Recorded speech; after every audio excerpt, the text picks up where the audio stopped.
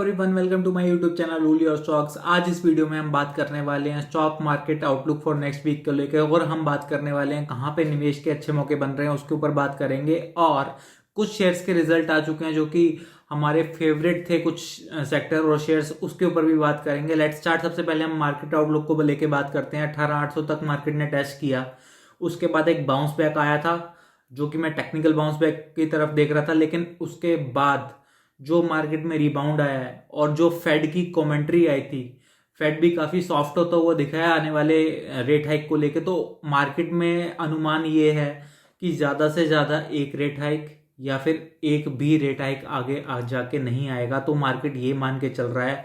उस हिसाब से हमारी बॉन्ड यील्ड भी काफी नीचे आई है, करेक्ट हुई है, जिसकी वजह से मार्केट के सेंटीमेंट काफी हद तक चेंज हो गए हैं और मार्केट एक रिवर्सल की ओर बढ़ता हुआ दिख रहा है। और दूसरा उसके पीछे रीजन भी ये है, जो लार्ज कैप्स हमारे शेयर हैं, चाहे वो रिलायंस इंडस्ट्रीज हो, जब वो 2260-70 तक चला गया था, और आपका कोटक बैंक हो जो कि 1680-1700 की रेंज में चला गया था, और एचडीएफसी बैंक हो जहां पे वो ट्रेड कर रहा है, वहां पे लिटरली बहुत बहुत वैल्यू है लॉन्ग टर्म इन्वेस्टर्स के लिए। तो मुझे लग रहा है यहाँ पर निफ्टी के लिए और बैंक निफ्टी के लिए दिवाली तक माहौल मूड अच्छा रहना चाहिए मार्केट का, ऐसे हमको लगता है। और जब जब मार्केट में डिप आएगी वहां पे आपको खरीदारी आती दिखेगी, स्पेशली लार्ज कैप्स में। स्मॉल कैप, मिड कैप, हमारा व्यू एक ही था, कॉशियस। लेकिन कुछ जगह पर, नॉट सब जगह पर, कुछ जगह पर ऐसी हमें लग रहा है कि हाँ वैल्यूएशंस ठीक हैं, स्पेशली जिन सेक्टर्स पे हम बुलिश थे। फॉर एग्जांपल आप पेपर सेक्टर को देख लीजिए, रिजल्ट्स आ रहे हैं एक एक करके। रिजल्ट्स अगर आप सोच रहे थे कि बहुत उम्दा आने वाले हैं, कुछ बहुत एक्स्ट्राऑर्डिनरी रिजल्ट आने वाले हैं, ऐसा कुछ नहीं हुआ है। ना तो आंध्र पेपर के बहुत एक्स्ट्राऑर्डिनरी रिजल्ट आए हैं, ना ही किसी चीज के, ना ही शेषसाई के कोई अच्छे मोटिवेटिंग रिजल्ट्स आए हैं। और हम एंटिसिपेट भी नहीं कर रहे थे। हमारा जो रीजन था इनको लेने का वो था वैल्यूएशंस। जिस वैल्यूएशन पर ये ट्रेड कर रहे हैं ना, instead despite of these results, मुझे नहीं लगता है कोई भी शेयर इनमें से महंगा है। बहुत सस्ते हैं यार, 4 के बी पे आंध्र पेपर। अब रिजल्ट के बाद भी मुझे लग रहा है ये इस साल 100 से 120 का पी करे, 120 का ईपीएस करेगी। अगर ये 100 से 120 का ईपीएस करती है तो भी यार इसका भाव 600-700 तो बनता है।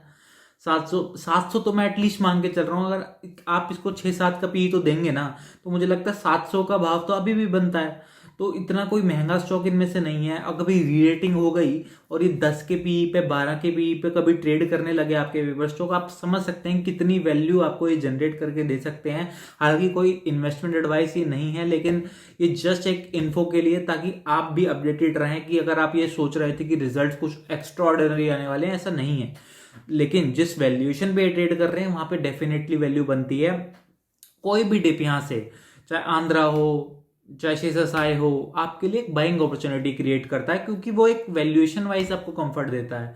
हालांकि जो मुझे लगता है सिक्लिकल बिजनेस है ना, अब उनको लेने का टाइम है। फॉर एग्जाम्पल केमिकल स्टॉक्स, ठीक है, हम फाइन ऑर्गेनिक्स को लेके बुलिश थे काफी टाइम से, वो हमारे पर्सनल व्यू थे, कोई बाइंग सेलिंग रिकमेंडेशन मैं कहूंगा फिर नहीं है।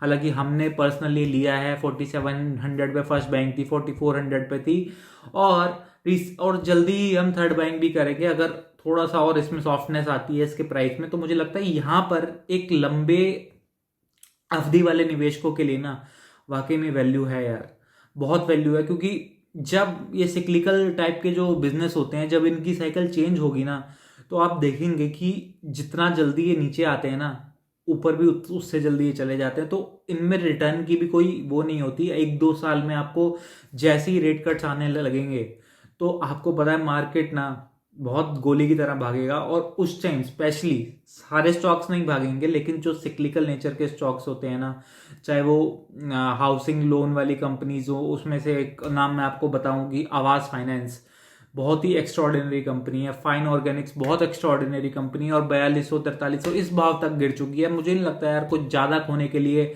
इनमें बचा है। बिल्कुल ये ऑलमोस्ट या तो बॉटम आउट हो चुके हैं या फिर ये होने वाले हैं, ये बात ध्यान रखना। अभी आपको खरीदारी का बहुत अच्छा मौका दे रही है ये सारी कंपनी, तो आपको इन पर ध्यान देना चाहिए। 1680-1700 पे कोटक बैंक आया था, बहुत अच्छी वैल्यू थी, हम लगातार उस पर बुलिश थे, हमने कहा था यहाँ पे वैल्यू बनती है। जिन्होंने लिया है बहुत बढ़िया, जिन्होंने नहीं लिया उनको अपनी समझ होगी जिन्होंने क्यों नहीं लिया। लेकिन मुझे लगता है जिनको थोड़े से रिस्क लेने हैं लाइफ में, मुझे लगता है केमिकल स्टॉक्स पे ना ध्यान दिया जा सकता है, क्योंकि ये सिक्लिकल नेचर का बिजनेस है। और ऐसी जब इनका जो बिल्कुल खराब टाइम होता है ना, यही इनका टाइम होता है निवेश का, जब सब लोग भाग रहे होते हैं रिजल्ट्स देख के, यार खराब आ रहे हैं खराब आ रहे हैं, क्योंकि जब साइकिल टर्न होगी तब इनके रिजल्ट अच्छे आने शुरू होंगे, तब आपको भाव भी कुछ और मिलेंगे, ये वाले भाव आपको नहीं मिलेंगे। तो मुझे लगता है लंबी निवेशकों को ना, लंबी अवधि वाले सिक्लिकल स्टॉक्स, चाहे वो मेटल्स हो, चाहे केमिकल्स हो, चाहे वो पेपर हो, पेपर पे तो मैं इसलिए भी बुलिश हूँ क्योंकि उनकी वैल्यूएशन ना लॉन्ग टर्म निवेशकों के लिए बहुत अच्छी है। आने वाले 2 साल के लिए ना आपको, मुझे लगता है सिक्लिकल स्टॉक्स पर फोकस करना चाहिए। रोज रोज प्राइस देखने की ज़रूरत नहीं है। आप इन्वेस्टर हैं, ट्रेडर नहीं। अगर आप इन्वेस्टर हैं तो रोज रोज बिल्कुल प्राइस ना देखें, लें, होल्ड करें, नीचे आए और लें। यही सबसे बड़ी रणनीति, सबसे बढ़िया रणनीति होती है किसी भी निवेशक के लिए। इसमें घबराएं नहीं यार, 5% टूट गया, 7%। अगर आप 5-10% की फॉल से भी डर जाएंगे तो यार आपका बिल्कुल निवेश करना बेकार है, आप नहीं सर्वाइव कर पाएंगे फिर इस मार्केट में।